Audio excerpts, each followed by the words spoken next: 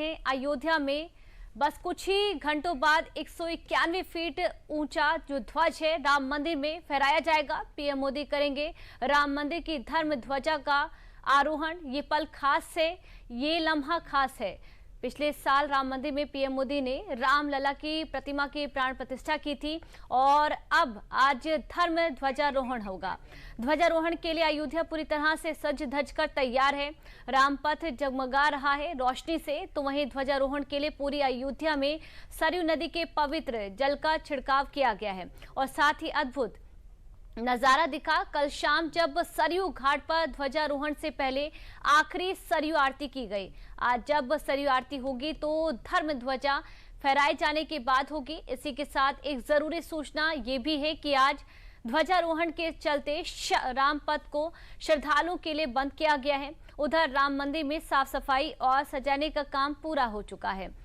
अयोध्या में देश विदेश से लोग इस अद्भुत पल के साक्षी बनने पहुंच रहे हैं। ऐसे में सरयू तट पर रेत से एक कलाकार ने ध्वजारोहण को दर्शाया है।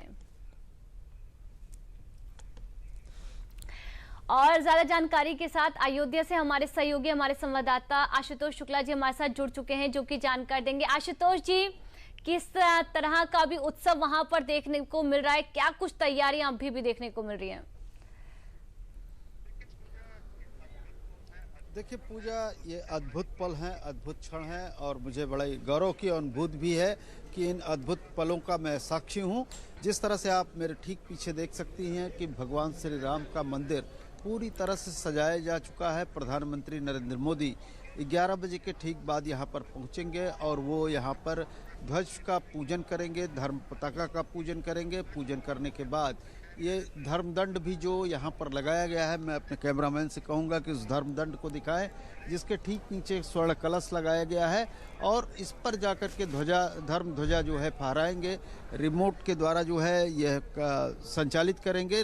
10 सेकंड के अंदर वह धर्म ध्वजा जो है फहराने लगेगी और इसी के साथ जो है कहीं न कहीं पूजा इस बात की उद्घोषणा भी होगी कि भगवान श्री राम का बहुप्रतीक्षित मंदिर जो शताब्दियों से प्रतीक्षित था, 550 सालों का एक जो है इतिहास रहा है इसका, जिसमें तमाम सारे विवाद, लड़ाई, ये सब कुछ मिश्रित रहे हैं। उसके बाद ये जो है मंदिर बन करके पूर्ण रूप से तैयार है।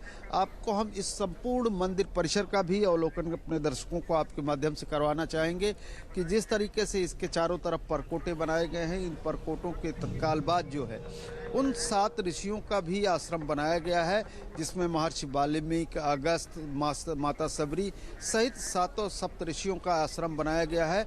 उन सप्त ऋषियों के आश्रम पर भी जो है धर्म ध्वजा फहराई जाएगी।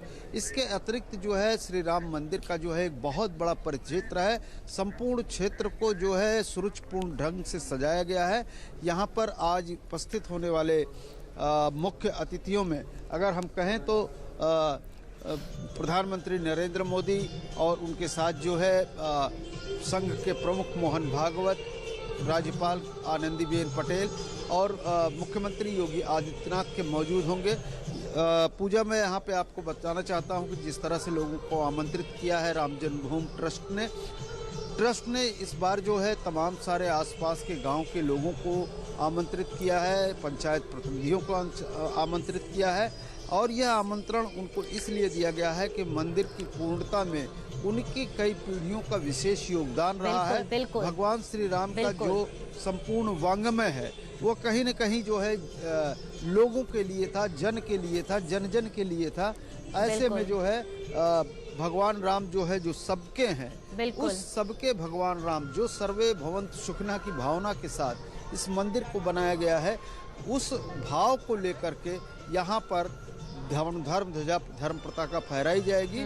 निश्चित रूप से सनातन धर्म के इतिहास में अगर कहें तो अब तक का जो भी उसका ज्ञान विज्ञान है उसमें यह एक आवश्यक एक जो है मोड़ है, ऐतिहासिक क्षण है और इन क्षणों को जो है पूरी अयोध्या ही नहीं, संपूर्ण देश ही नहीं, सनातन धर्म को मानने वाले तमाम सारे लोग आज इस अनुभूति को ले रहे हैं, आनंद के पल को जी रहे हैं। पूजा आशुतोष जी, क्योंकि आप बेहद महत्वपूर्ण तस्वीरें दिखा रहे हैं लोगों के बैठने को लेकर, किस तरह से जो व्यवस्था है, क्योंकि करीब 7,000 से ज़्यादा जो मेहमान हैं उनके पहुंचने को लेकर कहा जा रहा है।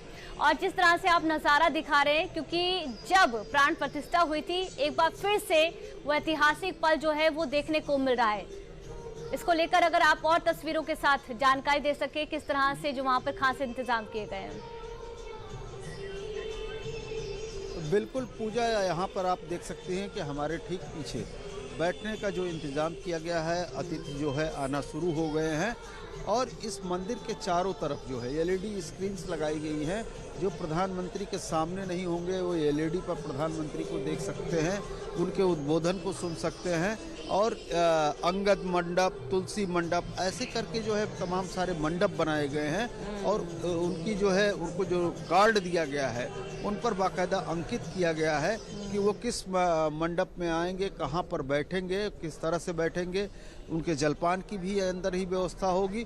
इस तरीके से तमाम सारे लोगों को बैठने की व्यवस्था मंदिर परिसर के चारों तरफ जो है, ये जो परकोटा आपको दिखाई दे रहा है, इस परकोटे के और मंदिर के बीच की जो जगह है, यहाँ पर लोगों के विशिष्ट अतिथियों के बैठने का पूरा इंतजाम किया गया है। पूजा